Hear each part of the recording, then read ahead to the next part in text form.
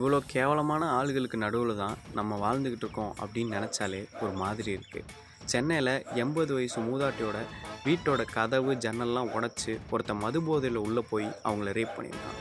இந்த மாதிரி விஷயங்கள்லாம் இன்னும் எத்தனை நாளைக்கு நடந்துக்கிட்டே இருக்க போகுது, இதுக்கு எப்போ ஒரு முடிவு வரும்னே தெரியல. இருந்தாலும் இந்த மாதிரி விஷயங்களை நியூஸில் பார்க்கும்போது நாளைக்கு நமக்கு ஒரு பெண் குழந்தை பிறந்தா அதை எப்படி இந்த சொசைட்டியில் பாதுகாப்பாக வளர்க்குறது அப்படிங்கிற ஒரு கேள்வி மனசுக்குள்ளே வருது. நம்ம நாட்டில் நிறைய குற்றங்கள் நடக்கிறதுக்கு இன்னொரு பெரிய காரணமாக இருக்கிறது போதை. இங்கே தப்பு செய்கிற நிறைய பேர் அதை போதையில் தான் பண்ணுறான். ஆனால் இந்த மதுவை ஒழிக்கிறதுக்கு இந்த கவர்மெண்ட் எதுவுமே பண்ணாது. ஏன்னா அதை விற்கிறதே அவங்க தான். வருஷத்துக்கு அதிக டோன் ஓவரே அவங்களுக்கு அந்த டாஸ்மார்க்கில் இருந்தால் வருது. ஸோ அதை அவங்க கடைசி வரைக்கும் ஒழிக்கவே மாட்டாங்க.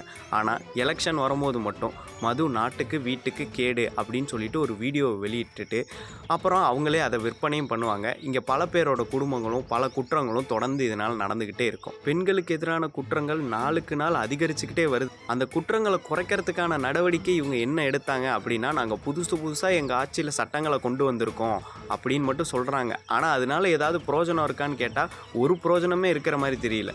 ஒரு ரேப்பிஸ்ட்டுக்கு கொடுக்க வேண்டிய ஒரு சரியான தண்டனையை ஒருத்தருக்கு கொடுத்து பாருங்க, அவன் குற்றவாளி நிரூபிக்கப்பட்ட உடனே இங்கே அடுத்தடுத்து நடக்க போகிற குற்றங்களோட எண்ணிக்கை கண்டிப்பாக குறையும்.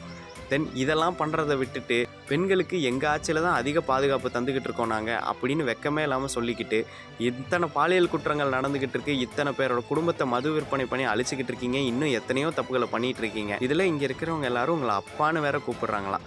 வெக்கமா இல்லை சொல்கிறதுக்கு?